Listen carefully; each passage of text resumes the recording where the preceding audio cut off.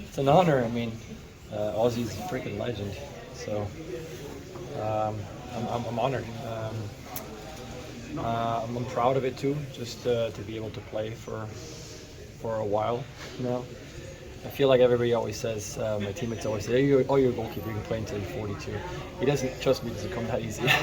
Your body lets you know when you get older. So I'm proud of that, but I'm just happy because I've had so many good people around me that have helped me get to this point. And so I'm extremely fortunate, family, my wife, my mom, my brother, all those people, friends, and then especially teammates and coaches.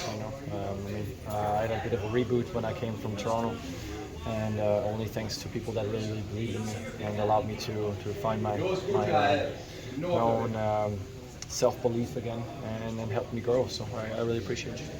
So coming into, obviously, with all these starts, you come into a new team all those years ago. What kind of made you, I guess, either fall in love with the city, fall in love with the franchise, and really kind of just cement your place in history here? I'm an extremely loyal person. I think loyalty is very, very important.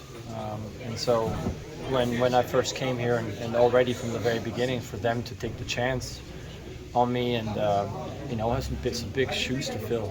Casey Keller, Sperning, Marcus Hanneman, lots of top players there. So for them to take a chance on me, I was honored there already. And then that first year was a bit of a struggle because I didn't have any confidence. It took a bit of sputtering on my end, but I remember days with Ziggy. Ziggy would call me in after a game. We would win 3-2. I'd give up 2 crappy goals.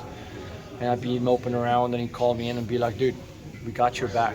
You're our guy. And those days, I will never forget that, because that really allowed me to then walk out, go back to work, latch on to Tommy, who always pushes us hard, and get better every day. And that's why I'm still playing. And that's also why I enjoy playing, because, the games are stressful.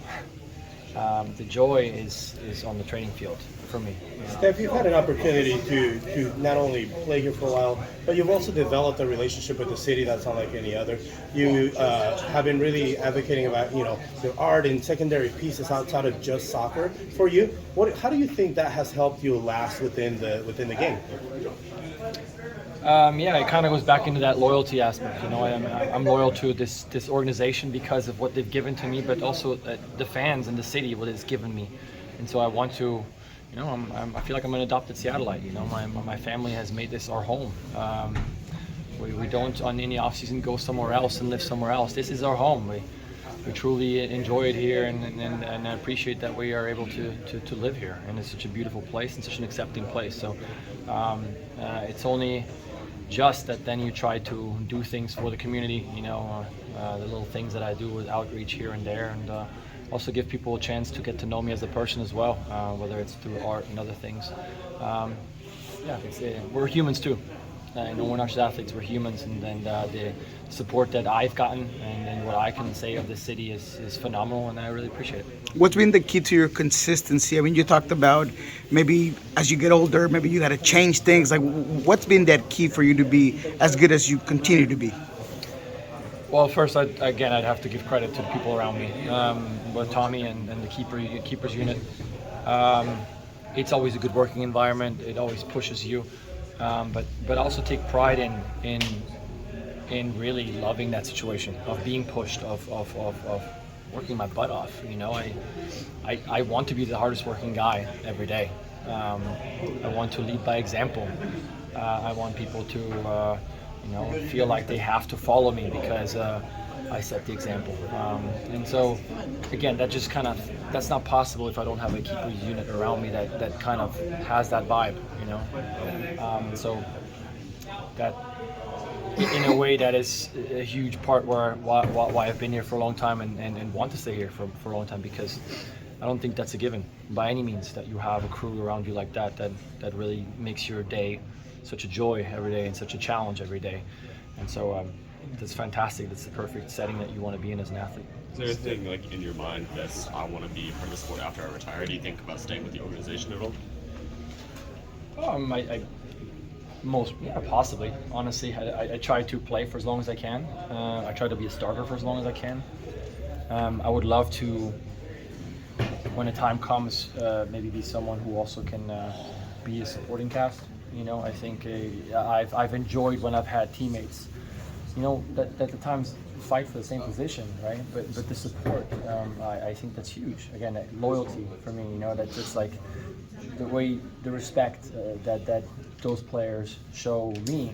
I want to repay that, and I feel like we're talking about team culture now almost a little bit, right? And even if you don't see the field, you can have a huge impact by doing things the right way. And so I think that could be a really nice thing to do at some point.